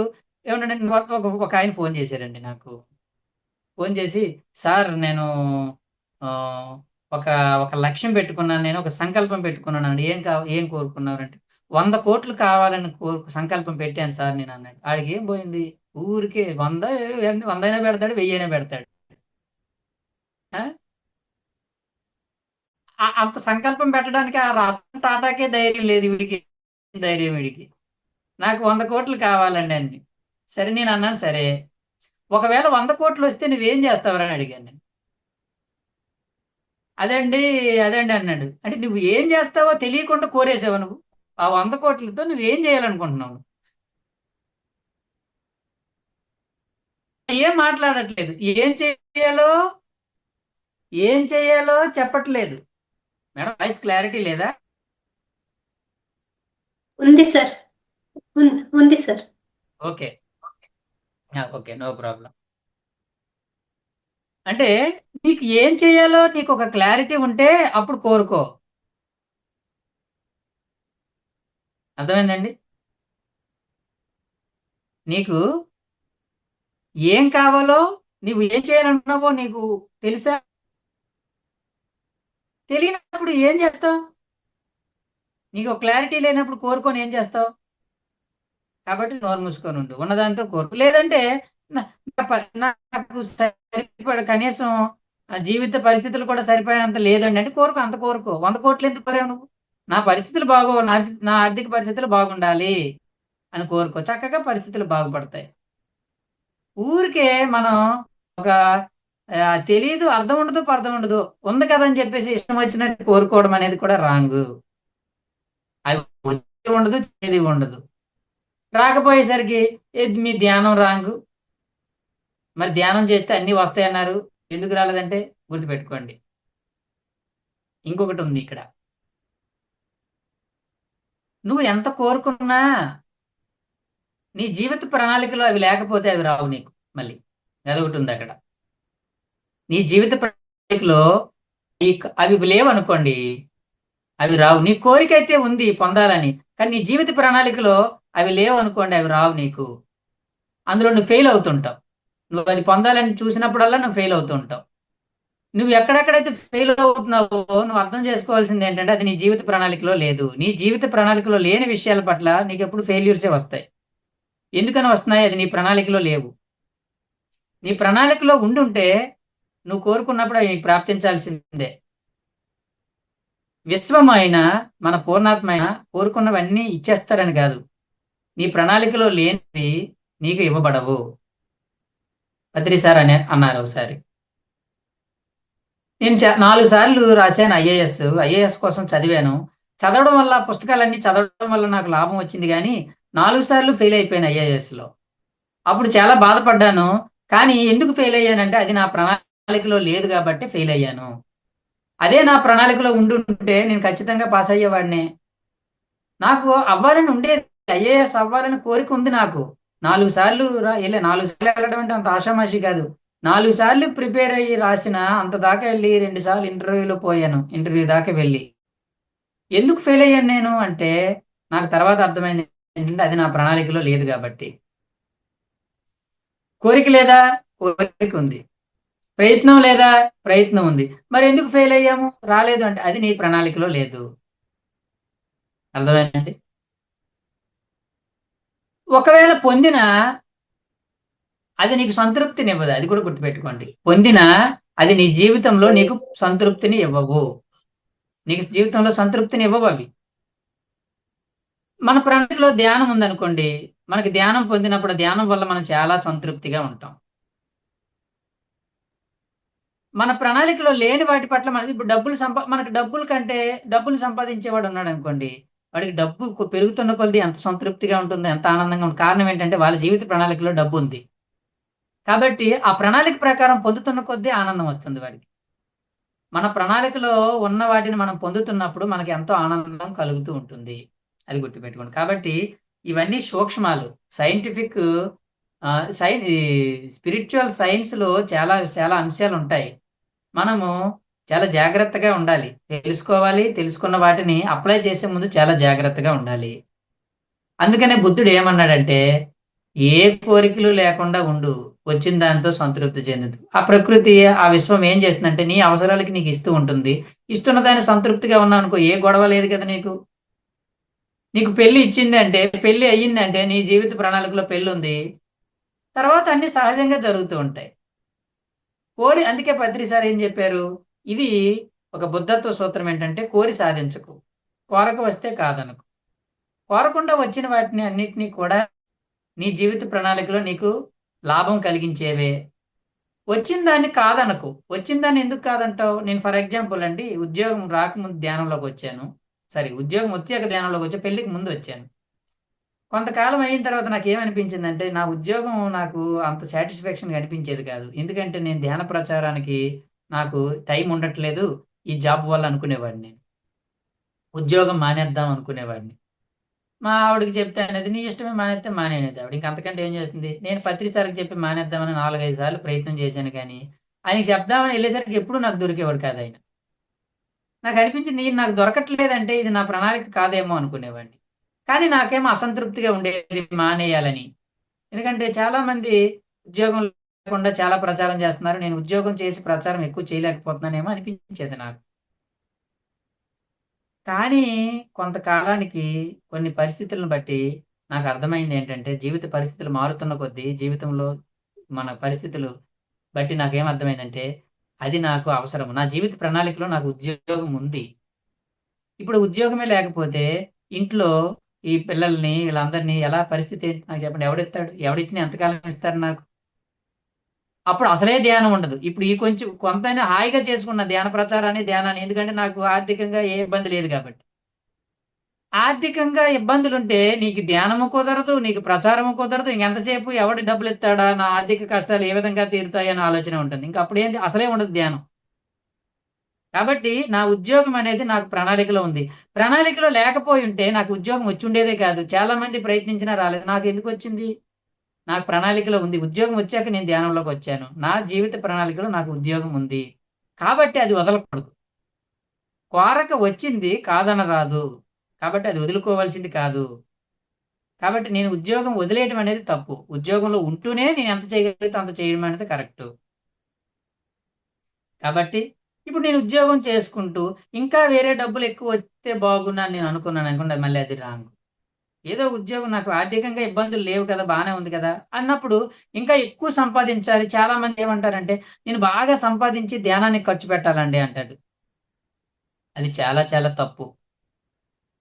నువ్వు బాగా సంపాదించి ధ్యానానికి ఏమి ఖర్చు పెట్టక్కర్లేదు. నీకు ఉంటే కనుక ఖర్చు పెట్టు ధ్యానానికి. అంతే తప్ప నువ్వు బాగా డబ్బు సంపాదించి ధ్యానానికి ఖర్చు పెడతానన్నది రాంగ్ యాటిట్యూడ్ అది. సరికాని దృక్పథం. బుద్ధుడు సరైన దృక్పథం సరైన దృక్పథం ఏంటి? ఉంటే ఇస్తాను, లేకపోతే లేదు. ఉన్నదాన్ని ఖర్చు పెట్టు ధ్యానం కోసం. లేనిది సంపాదించి ఖర్చు పెడతాననేది రాంగ్ యాటిట్యూడ్. నువ్వెప్పుడు ఎప్పుడు ఎప్పుడు సంపాదిస్తే అప్పుడు పెడతావు. బాగా సంపాదించాక అసలు ఖర్చు పెట్టాలని అనిపించకపోతే నీకు? అప్పుడు ఎవడు ఏం చేస్తాడు నీకు? కాబట్టి అది రాంగ్ అది. చాలామంది ఏమంటారంటేను, నేను బాగా సంపాదిస్తానండి. సంపాదించి ఎందుకంటే నేను బాగా ధ్యానానికి ఖర్చు పెట్టాలనుకుంటున్నాను అనుకుంటాడు. వాడు నిజానికి డబ్బు సంపాదించాలని కోరిక ఉందని చెప్పు. ధ్యానం ఎందుకు ధ్యానం మీద వంకలు చెప్తావెందుకు నువ్వు? అది చెప్పకు అలాగా. నువ్వు బాగా సంపాదించి ఖర్చు పెట్టమని ఎవడు చెప్పాడు నీకు? డబ్బులు ఖర్చు పెడితేనే సేవ అవుతుందా? డబ్బులు ఇస్తేనే సేవ అవుతుందా? ఆధ్యాత్మికంగా సేవ. డబ్బులు ఇవ్వకపోతే సేవ అవుదా? రమణ మహర్షి ఎవడికి ఏం డబ్బులు ఇచ్చాడు? సేవ చేయలేదేంటి ఆయన? రమణ మహర్షి ఎవరికైనా రూపాయి ఇచ్చాడా? మరి ఆయన ఆధ్యాత్మిక సేవ చేయలేదా ఆయన? ఆధ్యాత్మిక సేవ చేయడం అంటే డబ్బులు ఖర్చు పెట్టడం కాదు. నిన్ను చూసి ఒక్కడ మారినా అది సేవే. నువ్వేం చెప్పక్కర్లేదు, నువ్వు నోరిప్పి కూడా చెప్పక్కర్లేదు. నీ చూసాడు, నువ్వు చేసిన సేవే అది. డబ్బులు ఖర్చు పెట్టాలి, నోరి రమణ మహర్షి మౌనంగానే ఉన్నాడు, ఆయన చూసి ఎంతో మంది మౌనం నేర్చుకున్నారు. మరి సేవ కదా, ఆయన సేవ చేయలేదండి. రూపాయి ఇవ్వలేదు ఎవడికి ఆయన. మనం ఏమనుకున్నాం, డబ్బులు ఖర్చు పెడితేనే సేవ ఏమో బాగా లేదు, డబ్బులు ఇవ్వక్కర్లేదు, ఉన్నవాడు ఇస్తాడు. నీకు లేదు కాబట్టి నువ్వు ధ్యానం చేసుకో, ధ్యానాన్ని అందరికీ ప్రచారం చెయ్యి. కాబట్టి ఇది రాంగ్. సరికాని దృక్పథం. సరైన దృక్పథం ఏంటంటే ఉన్నది ఇస్తాం లేకపోతే లేదు, ఉంటే ఇస్తాం లేకపోతే లేదు. నీకున్నది ఇవ్వు, నీకున్న సమయాన్ని ఇవ్వు, నీకు వాక్ ఉంది, జ్ఞానం వచ్చింది, పంచు అందరికి, అదే సేవ. నీ మాట ఎవడు వినట్లేదు, కానీ నీ ప్రవర్తనను బట్టి వాడు నేర్చుకోవచ్చేమో. కాబట్టి ఈ యాటిట్యూడ్ ఎవరైనా ఉంటే మార్చుకోండి. నేను బాగా డబ్బు సంపాదించి ధ్యానాన్ని ఖర్చు పెడతాను. నువ్వు సంపాదించాలనుకుంటే సంపాదించుకో, అది వేరే సంగతి. ధ్యానం వంక చెప్పకు నువ్వు. ధ్యానాన్ని ఎందుకు ఆపాదిస్తావు మధ్యలో? మళ్ళీ తర్వాత అవి రాలేదు అనుకో వీడికి, ఈ ధ్యానం రాంగు, ఇలా అన్ని ఒట్టి కళ్ళబొల్లి మాటలే చెప్తారు. ఈ గురువు రాంగ్ అంటాడు, ధ్యానం రాంగ్ అంటాడు, ఇవన్నీ ఒత్తిదే అంటాడు. అంటే వీడికి రాకపోయేసరికి అన్ని ఒత్తిదే. చాలా మందిని చూశాను ఇలాంటి వాళ్ళని. ఉన్నాయి కూడా ఓడగొట్టుకున్నారు చాలా మంది. ఆ అత్యాశకు పోయి, అత్యాశకు పోతారు బాగా సంపాదించాలని. ఎందులోనో పెడతారు. ఆ? ఏదో బెట్టింగ్లోనో బిట్ కాయిన్ అనో ఏదో దాంట్లో పెడతారు. పాపం ఉన్నంత కొద్దికి కూడాను తావు చెయ్యవు, ఉన్నది కూడా పోతాయి. వీడు చేయడం కాకుండా 10 మంది చేత చేయిస్తారు, వాళ్ళ ఇల్లు కూడా గొల్ల అయిపోతుంది. చాలా మందిని చూశాను ఇలాంటి వాళ్ళని నేను. అప్పుడు ఏమైంది? ఉన్నది కూడా ఊడిపోయింది. ఏమంటాడు ఇప్పుడు? నేను ధ్యానాన్ని నమ్మాను కానీ నష్టపోయాను. ధ్యానాన్ని నమ్మి నువ్వు లేదు. ధ్యానం చెప్పింది ఏంటి నీకు? బాగా డబ్బు సంపాదించి నాకు ఖర్చు పెట్టి ధ్యానం చెప్పిందా? ఏ యోగి చెప్పడు అలాగా. అన్ని ఆశలు వదులుకోరా నాయన, ధ్యానం మీద ఆశ పెట్టుకో. నువ్వేమో డబ్బు మీద ఆశ ఉంది, నువ్వు ధ్యానం రాంగు, గురువులు రాంగు, మాస్టర్లు రాంగ్ అంటే అది తప్పు. నీ యాటిట్యూడ్ని మార్చుకో. ఇది వెరీ ఇంపార్టెంట్ పాయింట్. కాబట్టి ఆకర్షణ సిద్ధాంతం ఇంపార్టెంట్ విశ్వంలో ఉంది, విశ్వంలో పనిచేస్తుంది ఆకర్షణ సిద్ధాంతం. ఈ కర్మ సిద్ధాంతం కూడా ఆకర్షణ సిద్ధాంతం మీద ఉంటుంది. కర్మ సిద్ధాంతం అంటే ఏంటి? ఒక జీవహింస చేసి అనుకోండి ఇంటెన్షనల్ గా, అంటే ఏం చేసావు నువ్వు? హింసించాలని. ఆ ఇంటెన్షన్ వల్ల నువ్వేం వాటినే నువ్వు పొందుతూ ఉంటావు అనమాట. విశ్వం నుంచి అవే వస్తాయి నీకు. వాళ్ళని బాధ పెట్టి నేను సంతోషపడాలనుకున్నావు అనుకో, నువ్వు కూడా నిన్ను కూడా బాధ పెట్టి సంతోషపడే పరిస్థితులే నీకు వస్తాయి. జీవితంలో ఎక్కువ కంప్లైంట్లు చెప్తున్నావు అనుకోండి, ఇది ఒకటి ఇంపార్టెంట్ పాయింట్ గుర్తుపెట్టుకోండి. నువ్వు ఎక్కువ కంప్లైంట్లే చెప్తావు అనుకో, నాకు అది బాగలేదు, ఇది బాగలేదు, అలా బాగలేదు, ఇలా బాగలేదు అని. అంటే నువ్వు కంప్లైంట్లే, ఫిర్యాదులే చెప్తున్నావు అనుకో, ఏమవుతుంది? ఇంకా ఎక్కువ ఫిర్యాదులనే నువ్వు ఆకర్షిస్తున్నావు అనమాట. అంటే ఇంక లైఫ్ అంతా నీకు ఆ విధంగానే ఇంకా ఎక్కువైపోతాయి. ఒకటి రెండు ఉన్నాయనుకో, దాని గురించి ఎక్కువ ఆలోచించామనుకో, నాకు ఇది బాగలేదు, అది బాగలేదు, మా ఫ్యామిలీ పరంగా బాగలేదు, ఆరోగ్యం లేదు, పెయింటింగ్ గా ఉన్నావు అనుకో, నువ్వు అవి ఆకర్షించబడి నీ లైఫ్ లోకి అవే ఎక్కువ వచ్చేస్తుంటాయి. ఇది ఒక పాయింట్ గుర్తుపెట్టుకోండి. రెండో పాయింట్ ఏంటంటే, ఇతరులు చెప్పిన చదవనుకో, వాళ్ళ కష్టాలన్నీ వింటాడు ఒక్కొక్కడు. వాడు ఏదో చెప్తాడు, మా అక్కడికి ఒంట్లో బాగలేదండి, ఆవిడకి నడుము నొప్పి వచ్చింది, కాలు నొప్పి వచ్చింది. పాపం అవునమ్మా, ఎప్పటి నుంచమ్మా అన్నావు అనుకో, నువ్వు అనుకుంటున్నాను ఏదో మంచి చేస్తున్నాను అనుకుంటున్నావు. ఏమవుతుంది సార్? నీ లైఫ్ లో నువ్వు ఎప్పుడైతే అవి ఫీల్ అయ్యావో, ఆ బాధల్ని, ఆ కష్టాలని, ఆ సమస్యల్ని నువ్వేం చేస్తున్నావు అంటే వాటిని అట్రాక్ట్ చేస్తున్నావు. నీ లైఫ్ లో అన్ని అలాంటివి వస్తాయి నీకు. ఇంకా ఇది తెలియక మనం ఏం చేస్తామంటే, వాళ్ళు సానుభూతి చూపించడానికి కోసం, వాళ్ళ పట్ల ఏదో ప్రేమ ఉన్నట్టు నువ్వేం చేస్తుంటావు? అయ్యో అలా అయిందా, అయ్యో పాపమమ్మ అని అంటావు. నువ్వేమవుతుంది? నీ మనసులో వాటిని ఫీల్ అవ్వడం వల్ల, అవి భావించడం వల్ల, వాటిని యాక్సెప్ట్ చేయటం వల్ల, వాటిని అంగీకరించడం వల్ల నీ జీవితంలో అలాంటి ఆలోచనలే వస్తాయి.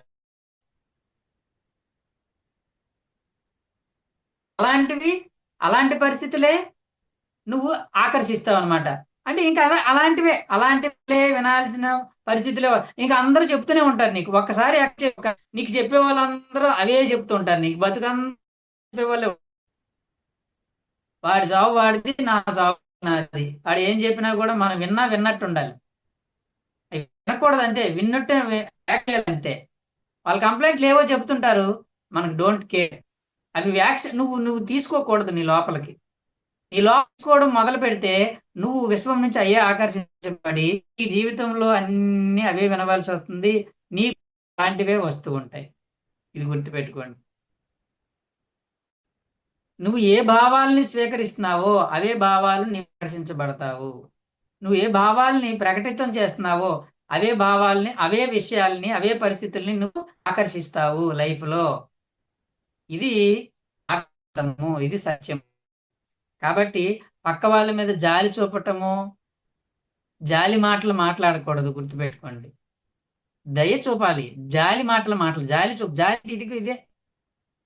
దయ అంటే ఏంటి? నువ్వేమైనా చెయ్యాలనుకుంటే, హెల్ప్ చేయాలనుకుంటే చెయ్యి అంతే.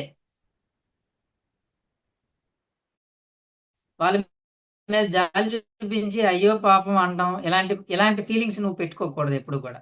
రాయిలా ఉండాలి. ట్రై చేసుకో. వాళ్ళ కర్మలను బట్టి, వాళ్ళ లైఫ్ని బట్టి, వాళ్ళు ఏం చేశారో, వాళ్ళకి ఎందుకు అలా ఉందో లైఫ్, నీకెందుకు?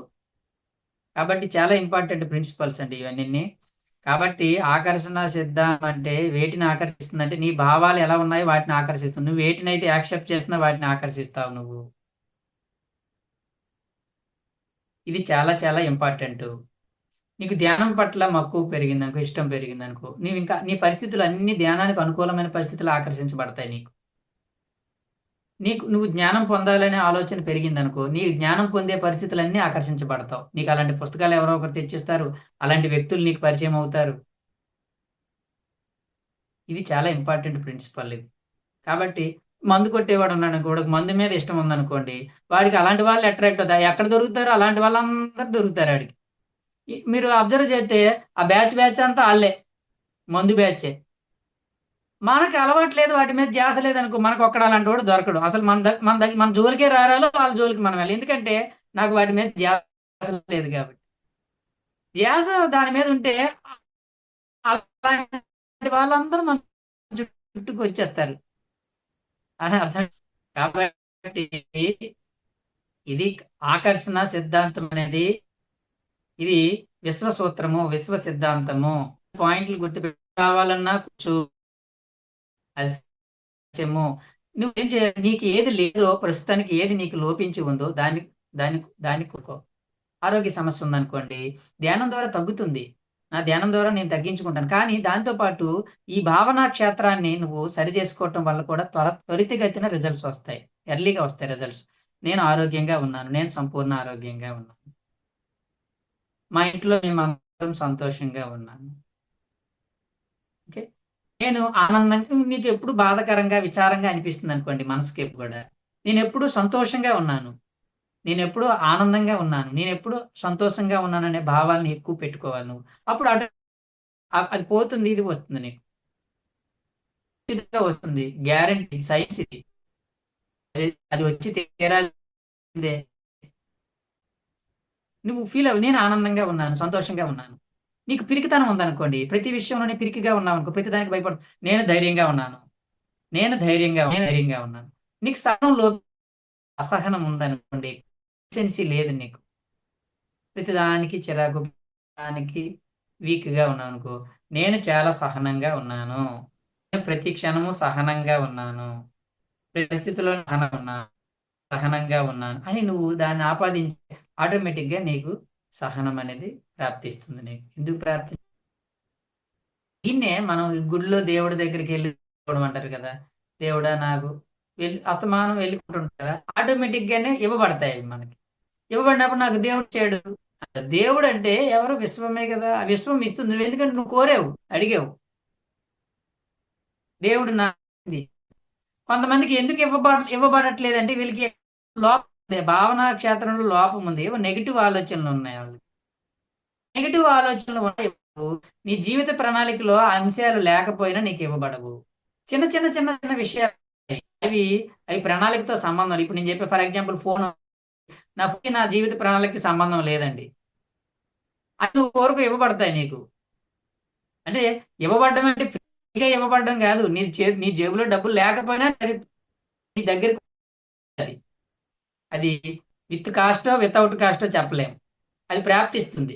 ఇలాంటి చిన్న చిన్న వాటికి జీవిత ప్రణాళికతో సంబంధం ఉంటుంది. జీవిత ప్రణాళికలో ప్రధానమైన అంశాల్లో మాత్రం జీవిత ప్రణాళికతో సంబంధం. ఉద్యోగం అని, వివాహం, డబ్బు కలిగి ఉండడం అని, ఇలాంటి ప్రధానమైన వ్యవహారాలు అనేవి ప్రణాళికతో సంబంధం ముడిపడి ఉంటాయి. పిల్లలని. ఓకే అండి. ఇది సంగతి మేడం. కాబట్టి ఇది ఆకర్షణ సిద్ధాంతం చాలా ఇంపార్టెంట్. దీన్నే రహస్యం అని రొండా బైర్న్ గారు చెప్పారు పుస్తకం అది. అందరూ రహస్యం అనే పుస్తకం తప్పకుండా చదవాలి. చదివితే మనం మన యొక్క భావన క్షేత్రంలో ఉన్న లొసుగులు మనకు అర్థమవుతాయి. రొండా బైర్న్ రహస్యం. రహస్యం బట్టబయలైందని చాలా ఇంపార్టెంట్ బుక్ అది. అది తప్పకుండా చదవాలి. ధ్యానంలోకి వచ్చిన కొత్తలోనే అసలు యాక్చువల్‌గా చదవాలి ప్రతి ఒక్కరు.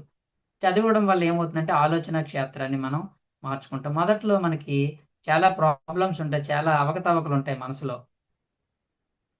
నేనెప్పుడూ శాంతంగా ఉన్నాను. కోపం ఎక్కువుందనుకోండి మాటకి. నేను శాంతంగా ఉన్నాను. నేను శాంతంగా ఉన్నాను. అనుకో ఎందుకు రాదు శాంతం వస్తుంది. నువ్వది అప్లై చేయలేదనుకోండి, ఆ కోపమే కంటిన్యూ అవుతుంది. ఇంకా కోపాన్ని ఇంకా ఇంక్రీజ్ అయిపోతుంది. ఇంకా దాన్నే ఆకర్షిస్తూ ఉంటావు నువ్వు. కోపం పెరిగింది కదా నాకు, కోపం ఉండకూడదు. శాంతంగా అప్పుడు నువ్వు ఆలోచన నీ భావనల్లో శాంతాన్ని పెట్టుకోవాలి నువ్వు. అప్పుడు ఆటోమేటిక్‌గానే అదొస్తుంది. అది పోయి ఇదొస్తుంది నీకు. అది madam. Thank you very much. ఈరోజు చక్కగా మనము ఆకర్షణ సిద్ధాంతము, లా ఆఫ్ అట్రాక్షన్ గురించి మనం చెప్పుకున్నాము. అందరూ కూడా విన్నారు చక్కగాను. అప్లై చేయండి అవసరమైతే. ఇది నేను చెప్పేది. అప్లై చేయండి అవసరమైతే. అవసరం లేకుండా ఊరికే ఉంది కదా అని ఇష్టం వచ్చినట్టు అప్లై చేస్తే చెప్పాను కదా! మంచి భర్త కావాలంటే గయ్యాళి అత్త కూడా వత్తది. మంచి భర్తతో పాటు అత్త కూడా వత్తది. అర్థమైందా? కాబట్టి పిల్లలు కోరుకున్నావు. పిల్లలొస్తారు. పిల్లల్ని వాళ్ళు ఎలాంటోళ్ళైనా పర్వాలేదా నీకు? వాళ్ళు చదవచ్చు, చదవకపోవచ్చు. ఆ! వాళ్ళకి చదివించాలి నువ్వు. వాళ్ళకి పెంచాలి, పోషించాలి. వాళ్ళకి అన్నీ కొనివ్వాలి నువ్వు. వాళ్ళు అడిగినవన్నీ కొనివ్వకపోతే ఎలా మరి? ఎందుకు ఎందుకు అడిగావు నువ్వు? వాళ్ళు అడుగుతుంటారు అన్నీ ఇవ్వాలి. పెళ్ళిళ్ళు చేయాలి పెద్దయ్యాక వాళ్ళకి. అన్నీ నువ్వు సరే అన్నీ నాకు అనవసరం అండి. ఓకే. ఎలాగో ఇలాగ నేను ఉంటాను. ఓకే. నాకు కావాలంటే okay. Okay. You are eligible. Eligible నీకు. అమ్మో! నా వల్ల కాదండి అలాంటి పరిస్థితులు అంటే నోరు మూసుకొని ఉండడమే. కాబట్టి తట్టుడి ఇవ్వబడును. అడుగుడి ఇవ్వబడును. ఇది చెప్పి అడుగుడి ఇవ్వబడును. తట్టుడి ఇవ్వబడును అన్నాడు ఆయన. ఇదే చెప్పి మనం చెప్పింది అది. అడుగు ఇవ్వబడును. ఎందుకు ఇవ్వకపోతే ఇస్తారంటే అమ్మైనా అన్నం అమ్మైనా పెట్టదు. పత్రిసారి చెప్పారండి. ఇది నాకు బాగా గుర్తుంది. ఇది మనకు తెలుసు. ఇది ఒకటే తెలుసు. కానీ రెండోది చెప్పాడు ఆయన. అడగందే అమ్మైనా పెట్టదు. అడిగితే అమ్మ కాకపోయినా పెడుతుంది అన్నాడు ఆయన. చూడండి అడగనిదే అమ్మైనా పెట్టదు. అడిగితే సరే అడిగి అమ్మ కాకపోయినా పెడుతుంది. కాబట్టి అడుగు. నీకు కావాల్సినవి నువ్వు అడుగు. ఓకేనా? కాబట్టి చక్కగా సత్యాలు ఉన్నాయి. వాటిని మనం చేసుకుందాం. సిద్ధి కలిగేలాగా మనం చేసుకుందాం. ఎందుకు రావండి? వస్తాయి. అన్నీ వస్తాయి మనకి. కాబట్టి ఇది సంగతి. మంచి మిత్రులు కావాలి నాకు. మంచి జ్ఞానం కావాలి నాకు. నీ జీవితంలో నీకేమైతే ఇంట్యూషన్ ఏం చెప్తుందో వాటి గురించి కోరుకో నువ్వు. లోపించున్నప్పుడు మిగతావి జనరల్‌గా అడగొచ్చు. నేను సంతోషంగా ఉన్నాను. ఎప్పుడు శాంతంగా ఉన్నాను. సహనంగా ఉన్నాను. నేను జ్ఞానవంతుడై ఉన్నాను. నేను అందరికీ మిత్రుడిగా ఉన్నాను. నా కుటుంబంతో నేను సంతోషంగా ఉన్నాను. ఇవన్నీ ఇవన్నీ జనరలైజ్ భావాలు. నేను ఈ భూమాత పట్ల కృతజ్ఞతను తెలుపుకుంటున్నాను. నా తల్లిదండ్రులకు నేను కృతజ్ఞతను తెలుపుతున్నాను. ఇవన్నీ జనరల్‌గా చెప్పుకోవచ్చు. ఇవన్నీ చెయ్యాలండి మనం. మన పరిస్థితులన్నిటికీ మనం కృతజ్ఞతా భావాన్ని తెలపటము, అలాగే మనకి వాటికి కావాలనుకున్నవి చెప్పటం అనేది ఒక పాజిటివ్ వైబ్రేషన్స్. నెగెటివ్ మైండ్‌లోంచి పాజిటివ్ మైండ్‌లోకి రావడం కోసం ఈ ఆకర్షణ సిద్ధాంతం అనేది చాలా చాలా చాలా బాగా పనిచేసింది. దానికి ధ్యానం తోడైతే ఇంకా ఇంకా అద్భుతంగా మన జీవితము ప్రజ్వలితంగా ఉంటుంది. Thank you very much madam. ఎక్కువ చెప్పానేమో. ధన్యవాదాలు.